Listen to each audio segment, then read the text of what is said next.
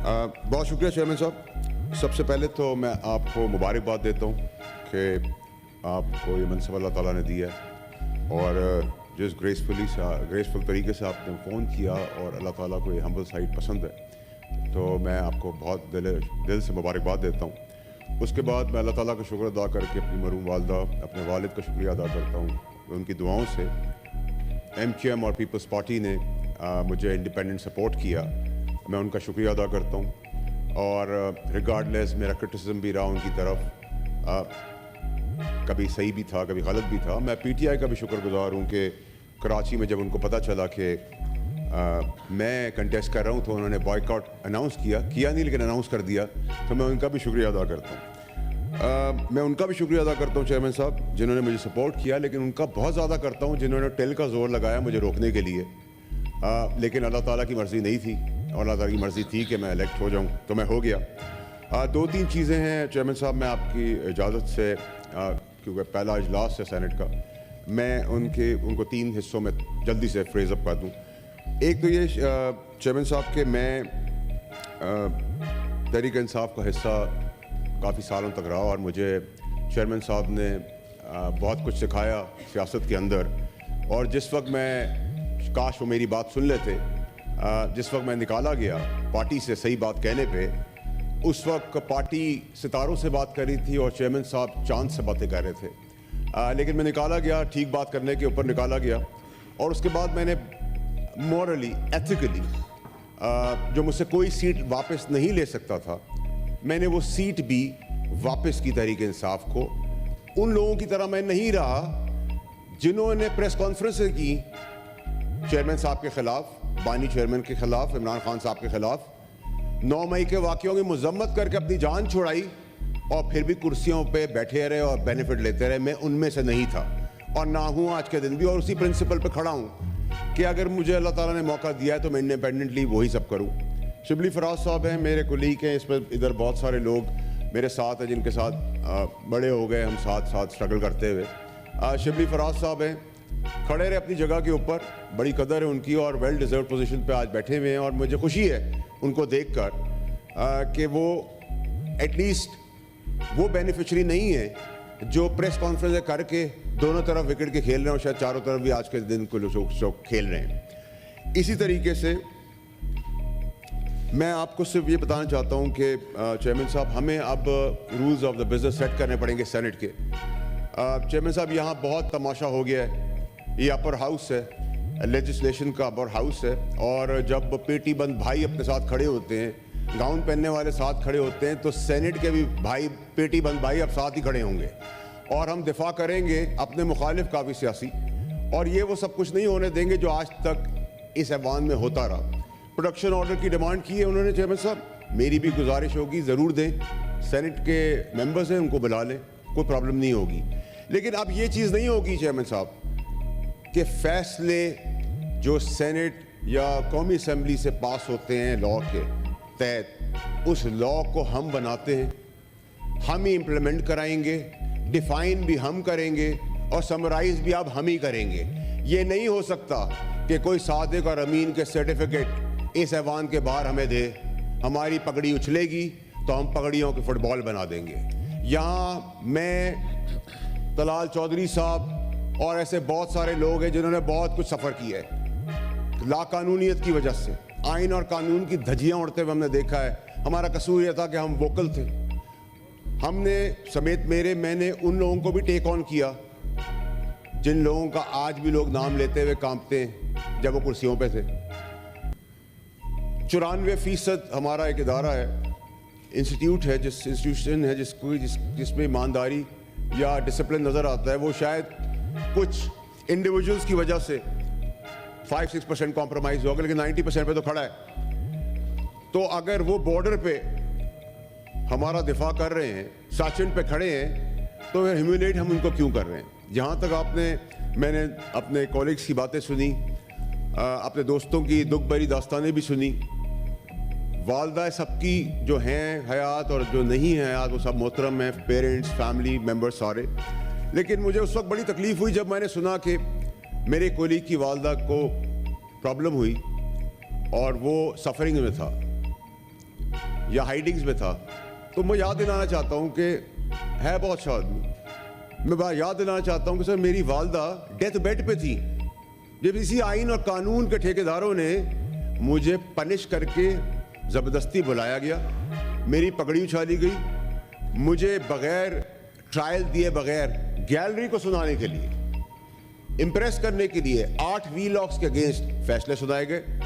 मैं चेयरमैन साहब कानूनी इंतसाब करूंगा, जो मनसब पे बैठे थे कानूनी चाराजोई भी करूंगा, और मैं जब चाराजोई करने जाऊंगा चेयरमैन साहब लीगली, तो मैं बहुत ज़िद्दी आदमी हूँ, आप भी मुझे जानते हैं। मैं 10 रुपए के पीछे 10,000 खर्च करने वाला आदमी हूँ, 10 रुपए के पीछे 1 लाख खर्च करने वाला, जब प्रिंसिपल्स की बात आ जाए। तो जब मैं वो एहतसाब की बात शुरू करूँगा तो देखें चेयरमैन साहब, यहाँ बहुत बड़े बड़े पॉलिटिशियंस हैं, बहुत बड़े बड़े सियासी वर्कर्स हैं, मैं उनका मुकाबला तो नहीं कर सकता, लेकिन इस ऐवान में, इस ऐवान के बाहर अल्लाह की मेहरबानी है कि जो लोग जरदारी साहब हों या काकड़ साहब हों या बुक्टी साहब हों या मक्सी साहब हों या मैंगल साहब हों या जहरी साहब हों या पगाड़ा साहब हों या गिलानी साहब हों, कलात साहब हों, ये सब मेरे या घर के लोग हैं या मेरे दोस्त हैं या इनके सामने बड़ा हुआ हूँ। तो जब हम एहतसाब का अमल शुरू करेंगे कानूनी, तो हम फिर इलाके गैर तक भी हमारी बातें जाती हैं। हमारे सारे दोस्त हैं, हम बड़े हुए हैं, हम कारोबारियों के साथ भी बड़े हुए हैं, हम बैंकर्स के साथ भी बड़े हुए हैं। इस टाइम जब मैं आपसे बात कर रहा हूँ चेयरमैन साहब, तो ये पीडीएम की हुकूमत के दौरान जब वो एक इशू के ऊपर फंस गई, फेल हो गई, हमने अपनी जाती कैपेसिटी में पैसे भी अपनी जेब से देकर पाकिस्तान की बका के लिए वो काम किया, उसका क्रेडिट भी नहीं लिया। लेकिन ये पॉसिबल नहीं है चेयरमैन साहब कि आप हमारी पगड़ियां उछाली जाएं, हमें शर्मिंदा किया जाए, हमारे ही बनाए हुए कानून को अपने ऊपर इंप्लीमेंट ना किए बगैर हम पे इंप्लीमेंट कर दिया जाए और सफरिंग्स हो। हमें साथ खड़ा होना पड़ेगा आप सारे सेनेटर्स को, पाकिस्तान के लिए भी अपने इख्तलाफात दूर करने के लिए। अगर पीटीआई के किसी सेनेटर के ऊपर बात आती है या एमके में किसी सेनेटर के ऊपर बात आती है या for that matter Noon league के सेनेटर के ऊपर कोई बात आती है या पीपल्स पार्टी के सेनेटर के ऊपर कोई बात आती है, तो हमें उस वक्त ये नहीं सोचना कि ये तो उनकी बारी है, हमारी नहीं है। हम साथ खड़े होंगे। और जो कानून के अंदर गेम खेली जा रही है, मैं पूछना चाहता हूँ चेयरमैन साहब कि हम क्यों नहीं बोल रहे हैं? हम जब एक अपर हाउस के मेंबर हैं, इसमें से चीजें पास करते हैं, तो जब भुट्टो साहब को फांसी दी गई तो क्या 46 साल तक हमें इंतजार करना पड़ा ये पूछने और पता करने के लिए कि उनको फांसी दे दी गई थी? ये तो हमारी पैदाइश से पहले हमें पता थी। तो एहतसाब उसका क्यों नहीं हुआ जिसने फांसी चढ़ाई, जिसने उस कलम का बेरहमी से इस्तेमाल किया? क्या हमारे पास जवाब है?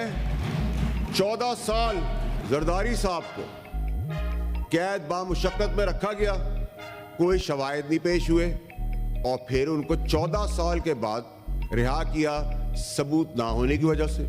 क्या मुझे आप बता सकते हैं कि नवाज शरीफ साहब को ब्लैक लॉ डिक्शनरी इजाद हो गई, उसके तहत किस कानून के तहत उनको नाअहल कर दिया गया? फिर इमरान खान साहब की हुकूमत चल रही थी, चलती हुई हुकूमत हमारा काम था, मैं उस वक्त उस पार्टी का मिनिस्टर था। चलती हुई पार्टी के अंदर 12 बजे इतवार के दिन अदल और इंसाफ के दफ्तर खुल जाते। क्यों भाई? ये हमारा काम है सियासत करना, हम लेंगे, देंगे, समझाएंगे, बुझाएंगे। उसके बाद पाबंद कर दिया गया कि आप नो वोट ऑफ कॉन्फिडेंस ले। ये हमारा काम था सर, ये इस आइन का, इस असेंबलियों का काम है। हम क्या कर रहे हैं क्या नहीं कर रहे, मुल्क के लिए जब तक बेहतरी करें। फिर हमें उनको मजबूर करके हटा दिया गया। जहां सजा थी वहां जजा थी, जहां आ गई जहां जजा थी वहां सजा चली गई। फिर पॉपुलैरिटी वेव आ गई, फिर पॉपुलैरिटी वेव आई तो आपने ट्विस्ट एंड टर्न्स देखना शुरू कर दिए। उसके बाद आपने फिर और चीजें भी सुनते गए आप। चेयरमैन साहब 2 मिनट और थोड़ा सा आपको लूंगा।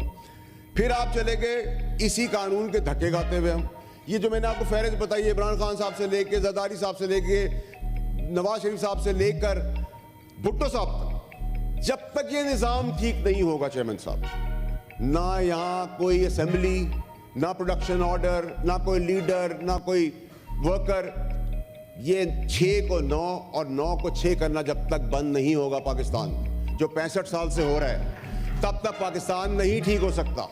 हम एक 149 नंबर पे पहुंच गए। अपने निज़ाम की वजह से, इंसाफ के। हमारा रिवर्स गेम लग ही नहीं रहा। जिस स्पीड से हम छक्के चौके मार रहे हैं, मुझे नहीं लगता कि हम 300-400 की सेंचुरियां भी क्रॉस कर जाए। क्रिकेट में तो हमें देखते मिल नहीं रही। लेकिन सर, मैं आखिरी चीज़ें जिस पे सम अप करना चाहता हूँ कि अब ये जो आपने इल्ज़ामात, मैं सुन रहा था बहस, इल्ज़ामात निकला कि जी जजेस को बहुत प्रॉब्लम हो रही है, उनको प्रेशर किया जा रहा है और ऐसी बहुत सारी चीज़ें, तो ऐसा नहीं होना चाहिए। लेकिन सर, मुझे ये बताएं कि जब आप किसी के निकाह को निकाह नहीं मानेंगे, आप हमारे बेडरूम से लेकर, हमारे बाथरूम से लेकर, आप स्टील मिल से लेकर, रिकोडेक से लेकर, नस्ला टावर से लेकर, जब हर चीज में आप इन्वॉल्व हो जाएंगे तो मैं इन असेंबलियों का क्या करूं? मैं तो कुछ नहीं कर सकता। फिर आप ज्यादा जानते हैं, आप करें, हम बैठ जाते हैं, हम नालायक नाअहल हैं, निकम्मे हम पीछे हट जाते हैं। आखिरी चीज सर, फिर इल्जामात की बारिश हुई। चले जी, हम I am not shying away chairman साहब। If I am pro army, I am pro judiciary, I am pro politician, I am pro businessman, I am pro bankers, मुझे इन सब ने सिखाया है। लेकिन मैं किसी का दुश्मन नहीं हूं, मैं मुखालिफ जरूर हो सकता हूं। अब आप आगे आ जाए सर, मुझे आप इस चीज का, चेयरमैन साहब, आप इतने बड़े हाउस में हम बैठे हैं, मुझे इसका जवाब कौन देगा कि अरबों डॉलर हमने नुकसान कर दिया रिकॉर्ड एक्ट के अंदर जजमेंट्स की वजह से। वो अरबों खरबों डॉलर का नुकसान कैसे भरा जाएगा पाकिस्तानियों का? हम महंगाई को तो पीट रहे हैं, हम बिजली को तो पीट रहे हैं, हम गैस को तो पीट रहे हैं, वो कैसे देंगे आप? नस्ला टावर के आपने मासूम बच्चों को बेघर कर दिया, उनकी जमा पूंजी सड़क पे ले आए। आप कॉन्स्टिट्यूशन टावर को तो नहीं गिरा सकते क्योंकि आपके अपने शायद घर ना हो, मुझे नहीं पता। फिर आपने इल्जामात की फहरिस्त कर ली कि जी ये इदारा हमें प्रेशराइज कर रहा है। जी प्रेशराइज कर रहा है तो आप उस वक्त बता देते हमें, आप उस वक्त खड़े हो जाते, शवाहिद दे दें, वो भी नहीं हुआ। अब मैं चेयरमैन साहब, नाअहली के अंदर मैं आपको सिर्फ बता रहा हूं कि अदल और इंसाफ के अंदर इनका इम्पैक्ट कैसे होता है हमारी जिंदगियों पे। मैं पहली दफ़ा बंदियाल साहब के सामने, मंसूर अली शाह, जस्टिस मंसूर अली शाह साहब के सामने और जस्टिस आयशा मलिक साहिबा के सामने पेश हुआ, तो उनकी जो फेयरनेस थी, जो वो फेयर साइड थी और जो बात में वजन था, जबकि उनकी कलम में ताकत थी कि वो फांसी के फंदे पे चढ़ा देते, उसने मुझे मजबूर कर दिया कि मैं आगे बढ़ के ये कहूं कि जी नॉट ओनली कि मैं रिग्रेट करता हूं, बट मैं रिजाइन करता हूं इस कुर्सी से क्योंकि ये तहरीक इंसाफ की कुर्सी है। तो ये इसका मतलब ये हुआ कि एक जज के बैठने से, उसके कॉन्डक्ट से आपके अंदर इमोशनल मॉरल चेंज भी आ जाता है। आपने, हम तो पैदा हुए जी, मुझे नहीं पता चेयरमैन साहब कि मैं अमेरिका में पैदा होने वाला हूं या गांव में पैदा होने वाला हूं। मैं अमेरिका में पैदा हो गया, मैंने तो कोई ओथ नहीं लिया, मैंने तो कोई ग्रीन कार्ड भी नहीं लिया, मैंने तो कोई रेजिडेंसी भी नहीं ली, मेरी पाकिस्तानियत का क्वेश्चन किया। मैं चेयरमैन साहब आपके सामने एक चीज पेश करना चाहता हूं, आप भी खुश होंगे। मैं, मेरे बच्चे, मेरे वालिदैन, मेरी बहन, भाई, मेरा पूरा खानदान वो एलिजिबल हैं, लेकिन कोई भी दूसरे मुल्क का सिटीजन नहीं है। ये है पाकिस्तानियत कि अगर मैंने छोड़ा तो उन्होंने भी छोड़ दिया। हमें ना बताएं पाकिस्तानियत का भाषण दें, हमें तो अब क्योंकि इल्जामात लग गए हैं। मैं उम्मीद करता हूं कि जब मेरी साबका हुकूमत के अंदर जजेस के नाम लिए जा रहे थे और उनको बहुत ताबड़तोड़ हमले हो रहे थे उनके पर, और शिबली साहब भी उस मिनिस्ट्री के अंदर मेरा हिस्सा थे, तो मैं किसी को जज तो नहीं कर सकता कि वो अच्छे हैं या बुरे हैं। लेकिन अब जो मैं सोशल मीडिया पे और मीडिया पे जो बयानात और इल्ज़ामात देख रहा हूँ, मैं एक्सपेक्ट करता हूँ कि मॉरली आगे आके उसको क्लियर किया जाए, नंबर एक। नंबर दो ये कि सर, अब हम कानून जब बना रहे हैं उसको इम्प्लीमेंट भी हम कराएंगे, उसको डिफाइन और समराइज भी हम करेंगे। ऐसा नहीं हो सकता कि कानून हम पास करें, कानून हम बनाएं, मेहनत हम करें, वोट हम लें, सब कुछ हम करें और उसकी समरी, उसकी डेफिनेशन अपनी तहत चेंज हो जाए, अपनी तहत बना ली जाए, ये अब हम करेंगे, हम करवाएंगे। आखिर में चेयरमैन साहब, मेरी गुजारिश आपसे ये होगी कि अगर एक एफिडेविट जो मेरे केस के बाद मेरे बोल बोल के चेंज कर दिया गया, अगर वो एफिडेविट हम पे लागू है तो वो एफिडेविट पाकिस्तान के सारे जजेस, सारे जनरल्स पे भी लागू होगा। अगर वो लागू मुझ पे और आप पे है तो इन सब पे भी होगा, और अगर नहीं है तो अब हम कराएंगे इसकी इंप्लीमेंटेशन। जब आप एक गरीब आदमी को उसका हक नहीं दे रहे, केसेस में 25-25 साल लोग ख्वार हो रहे हैं, 6 के 9, 9 के 6, कभी आप किसी को प्लीज करने के लिए लॉ चेंज करें, कभी आप कुछ करें, कभी आपको, ये कब तक चेयरमैन साहब हम देखते रहेंगे? हम यहाँ 6 साल नहीं 60 साल मजीद भी लगा देंगे तो हम निज़ाम को नहीं बदलते, क्योंकि अदल का निज़ाम ही ठीक नहीं है। जब अदल का निज़ाम ही ठीक नहीं है तो फिर आप किस तरीके से मुल्क को आगे लेके चलेंगे? हम यहाँ 10 दफ़ा हुकूमतें ले आए, हम हुकूमतें चली जाएं, हमारी हुकूमतें गिरा दी जाए, हमें बिठा दी जाए। हम नहीं चल सकते जब तक हमारा कानून नहीं बदलेगा और कानून की इम्प्लीमेंटेशन नहीं होगी, प्रायोरिटी भी नहीं होगा। अब जब हम एक मोहतरम हैं वो अब बहुत सारी स्टेटमेंट्स दे रहे हैं, आप स्टेटमेंट्स ना दें। आपको कलम में ताकत, आपके कलम में ताकत है, आप फांसी के फंदे पे चढ़ा दें। आप किसी की इज्जत ना उछालें, क्योंकि जब आप इज्जत उछालते हैं तो उसके रिपरकशंस आपके आने वाली नस्लों पे जाते हैं। किसी की बहन ब्याही हुई है, किसी की माँ बीमार है, किसी का कुछ है। मैं चेयरमैन साहब आपके सामने आखिरी चीज़ ये पेश कर रहा हूँ कि हमें बहुत तसलसल से इस चीज़ को एड्रेस करनी पड़ेगी। अब ये नहीं हो सकता सर कि बार बार जो सैचन के अंदर, बॉर्डर्स के अंदर, बॉर्डर्स के बाहर अंदर जाने दे रहे हैं, उनका हम तमाशा बना लें, हम उनकी शहादतों का तमस्कर और मजाक उड़ा लें। अगर उसके अंदर कोई एम्बिशियस लोग हैं तो उनको हम एड्रेस कर लेंगे, उसके बगैर लिए भी हमारे पास फोरम है। लेकिन ये पॉसिबल नहीं है कि हम अंदर कुछ हैं और बाहर कुछ हैं। यहाँ बहुत सारे लोग हैं, नाम तो मैं नहीं मुनासिब समझता लेना, I am trying to be humble the first day, कि जो चारों तरफ खेल रहे हैं, जो गवर्नमेंट के बाहर बैठ के गवर्नमेंट को क्रिटिसाइज भी कर रहे हैं, गवर्नमेंट से अंदर बात भी कर रहे हैं, लेफ्ट पे भी बात करें, राइट पे भी बात करें, फ्रंट पे भी और बैक पे भी। ये नहीं हो सकता सर, अब हमें इनको एड्रेस करना पड़ेगा। We need to expose elements within us, चाहे वो इसी ईमान में क्यों ना हो। और चेयरमैन साहब ये चीज़ अब नाजायज़ आप नहीं कर सकते। 31 बिलियन इलेक्ट्रिक कंपनी ने ले लिया है चेयरमैन साहब, एक यूनिट बेचे बगैर। कोई नोटिस नहीं है उसके ऊपर, कोई नोटिस, कोई चीज़ उसके ऊपर नहीं है चेयरमैन साहब। ये आपको, आपकी सरबराही में हम सबको, तमाम लोगों को सर, ये रूल्स एंड रेगुलेशंस और लॉ की इम्प्लीमेंटेशन को कराने के लिए सबसे पहले सेनेट को आगे बढ़ना पड़ेगा नेशनल असेंबली के साथ। जब तक ये इशू एड्रेस नहीं होगा सर, तब तक पाकिस्तान में कुछ नहीं हो सकता। मैं आपका बहुत शुक्रगुजार हूँ कि आपने मुझे टाइम दिया। Thank you.